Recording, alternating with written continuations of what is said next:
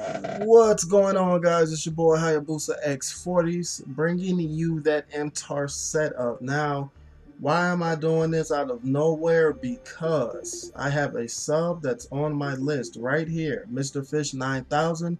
He's been asking for Mtar class setup. He watched all my videos.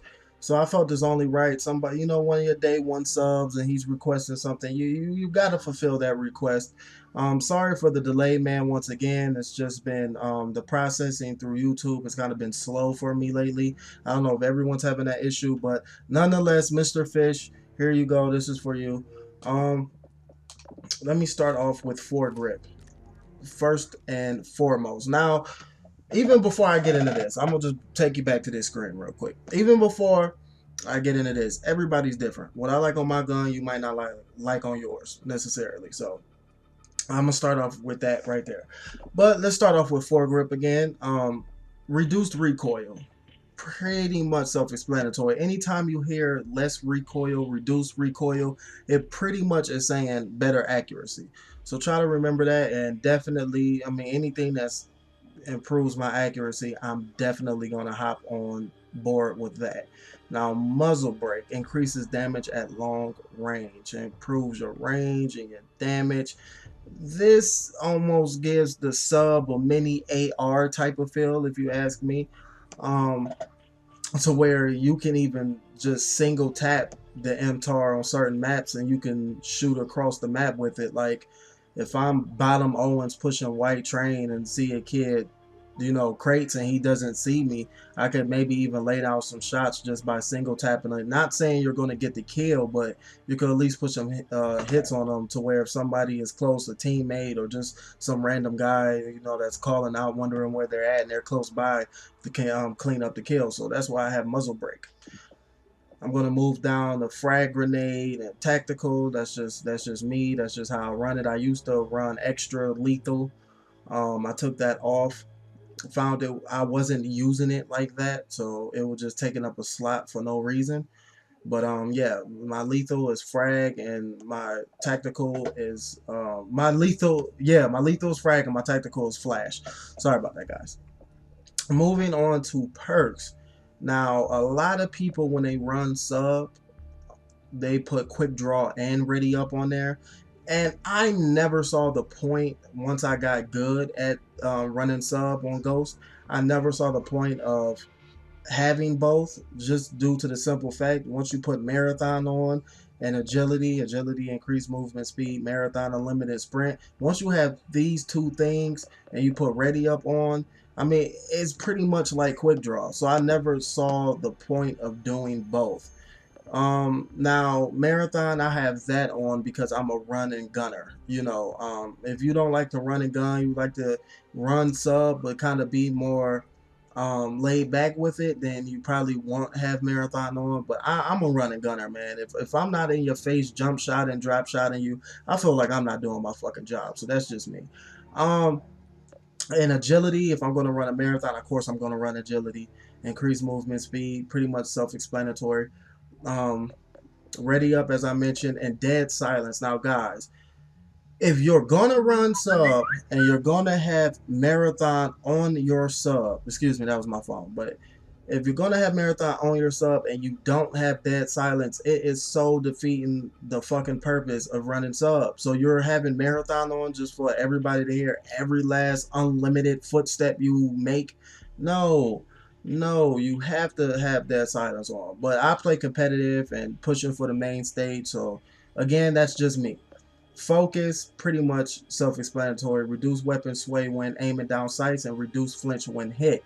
So it's almost easier if you do have, it becomes, if a guy has focus on, you have focus on, and you are going toe-to-toe with this guy, and you have the same exact weapon, let's just say vector. This is vector versus vector, and both have focus. It really comes down to not so much who got the first shot, but who has the better shot at that point, because you both have focus on. So it's not really, your weapon is not really swaying once you're getting hit. So it's really who has the better shot. So that's why I have focus on, because I run and gun, I'm in your face, I'm jump shotting, I'm drop shotting, I'm all type of shotting. So I definitely want to have focus on. Now again, I play competitive, so you won't see any assault or support. You won't see any of them type of classes on any of my classes. It's just strictly specialist. Now, how I run my specialist, since I didn't have sleight of hand, I don't see it as being automatically necessary. I mean, if you play smart, in my opinion, when it comes to competitive, it's not like mandatory you have sleight of hand on. Of course, it helps. I'm not being ignorant to that fact, but it's not mandatory. So I have sleight of hand in my first slot, going on down in my second slot. Second slot that comes in at 6. I have scavenger. This is strictly for domination blitz type purposes. You get that specialist bonus. You're on a roll. You're just steamrolling fucking kids, and everybody's like, "What the fuck? Kill this kid. He's one shot at fucking water tower," and you're still going off.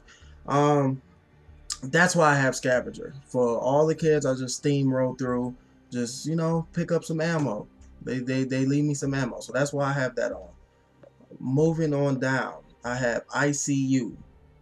Pretty much self-explanatory. Regenerate health faster definitely helps.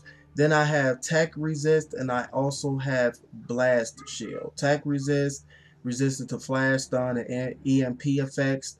And I mean, when it comes to tech resist and blast shield, a lot of people might not agree with me on this, but when it comes to those two things, if you have to choose between one or the other, in my honest opinion, I will go with tag resist, because especially if you're running, just even if you don't play competitive but you like competitive and you're just running clan versus clan for fun, you're always going to have a kid that flash you versus nades. Now don't get me wrong, you're going to get naded. I mean, that's just like fucking inevitable. It's going to happen.